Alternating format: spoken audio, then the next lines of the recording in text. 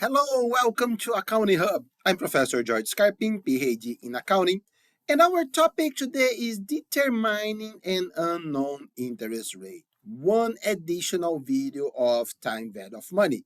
And by the way, we have a very special playlist for time value of money with present value, future value, annuities, and everything else that you need to know. So first of all, what is the time value of money? A dollar or any other currency. Let me adjust my camera. Oh, that's better. A dollar or any other currency. So a money received today is worth more than a dollar received in the future. Invest money earns income over time. The time value of money means that money can be invested today to earn interest and grow to a larger dollar amount in the future. Example, invested in a bank 100 with an annual yield. That is our topic today. 6%. We have a future value of 106. Useful in valuing a variety of assets, liabilities. So very important for accounting and finance, but not only accounting and finance. Factors affecting the time value of money: the principal amount, number of periods, and interest rate. And interest rate, we have simple interest and compound interest. The simple interest. So first of all, what is interest? Amount of money paid or received in excess of the amount of money borrowed or lent. Simple interest. Initial investment times annual interest fee at rate times period of time. Compound interest include interest not only on the initial investment but also on the accumulated interest. The simple interest, for instance, simple interest earned each year on $1,000 investment paying 10% interest. $100 per year. 1,000 plus 10 plus 1 year, $100 per year. So at the end of the first year, 1,100, at the end of the second year, 1,200, and so on. This is not what we find in the real world.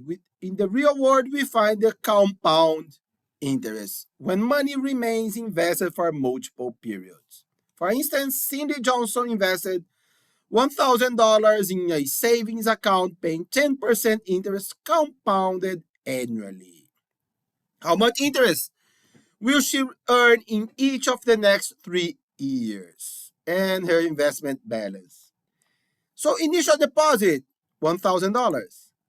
End of the year one, 10% plus $1,000, 100, just like the simple interest, $1,100. So just like the simple interest here. However, for the second year, it's 10% over 1,100, not over 1,000 anymore. So my interest will be 110. So the balance 1,210. End of year 3, 10% over 1,210. The balance 1,331. However, what if we have only the beginning balance, the ending balance, and the period? How do we calculate the interest rate? For instance, let's go to our Excel file. And by the way, all our Excel files, they are free, and the link to download it is in our video description. And by the way, on this Excel file here, we have present value, future value, annuities, and so on. So here, suppose a friend asks to borrow $1,500 today and promise to repay you $1,700 2 years from now. What is the annual interest rate you would be agreeing to? 646. But how do we find it? So the present value, the money today, 1,500.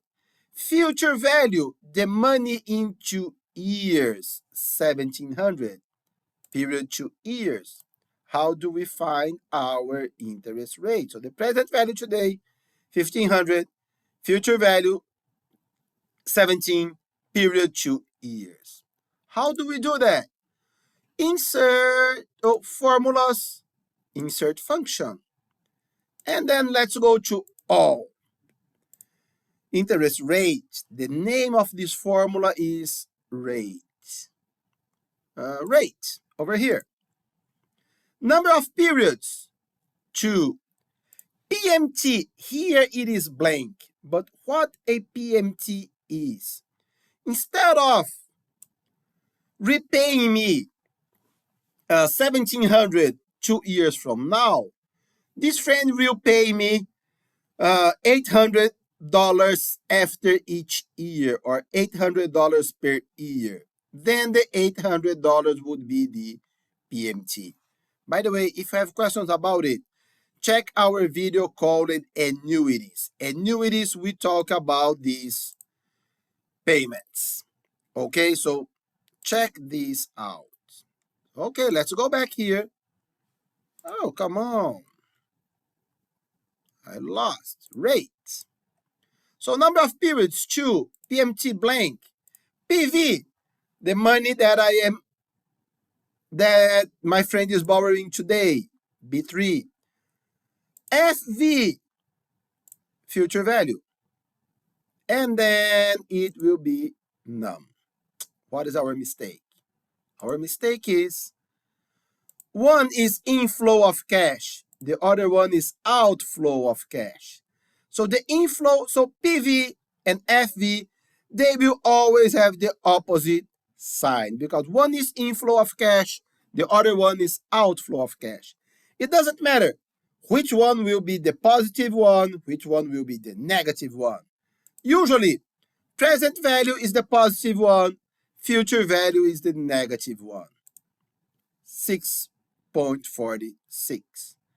What if we switch here? PV negative, FV positive. Whoops. Negative, the same 646. So it doesn't matter which one is the positive, which one is the negative. Only that we need the PV has the opposite sign of PMT and FV. And type we always leave, like not always, but 99% of the time, we leave it blank. 646. Let's go back to our PowerPoint example here. 1,000, let's see if we find this 10%.